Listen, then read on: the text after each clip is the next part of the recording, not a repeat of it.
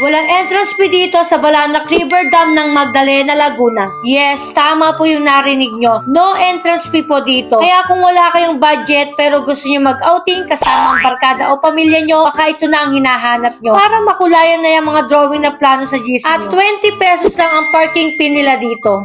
Hey guys, another day, another memories na naman kasama kayo. At bago nga kami pumunta sa Balanak River Dam, ay bibili muna kami ng mga kaibigan ko ng isaw para ulam namin mamaya. Fast forward ko na nga to guys, nandito na nga kami sa kanto at may makikita kayong tarpaulin sa right side kung manggagaling kayo sa Mayhay o Liliw. 1.3 kilometers away from the main road. Kung nakamotor or kotse kayo, 2 to 5 minutes lang yung biyahe nyo papunta sa Balanak River Dam. At kapag nakita nyo na guys yung half court, Rural Health Center at Barangay Hall ng Barangay Bukal, Magdalena, Laguna, diretsuhin nyo lang yan at sa right side ulit may makikita kayong tarpaulin kaya hindi kayo maliligaw dito guys. At diretsuhin nyo nga lang yung dulo ng kalsada na yan at kung nakakotse nga kayo guys, no worries, pasok din dito yan. At grabe guys, pagkarating namin dito, hindi ako makapaniwala na walang bayad talaga dahil sa sobrang ganda dito. At pagbaba nga namin dyan sa dam, sabi ng tropa ko, itry ko nga daw mag-slide at first time ko lang talaga makarating dito. At habang paakit ako, naduduring ako sa tubig. At huwag daw ako tumingin sa baba para daw hindi ako madistract paakyat.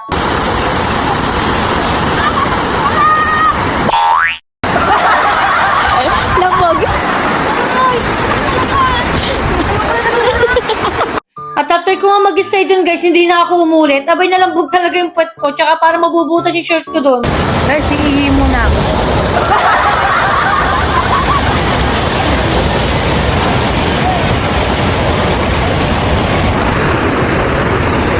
At ire-ready na nga muna namin yung pagkain namin. Bali, 3 lang kami ng mga tropa ko dahil yung iba hindi pwede ngayong araw. Ayan guys, titikman ko na yung mga pagkain na dinala namin dito. Biglaan lang talaga itong outing namin, kaya kukunti lang yung foods. Hindi naman nalata sa akin guys, ang mahilig ako sa isaw, no? Kasi yung ibang vlog ko, puro isaw yung mga kinakain ko doon. O siya, tama na ang daldal. Titikman ko na to dahil kanina pa ako nagugutom at tatatakam dyan.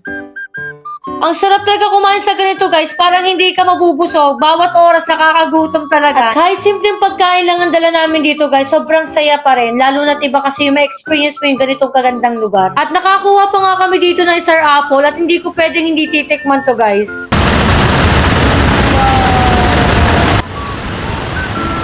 At ayun na muna for today guys, see you sa next vlog!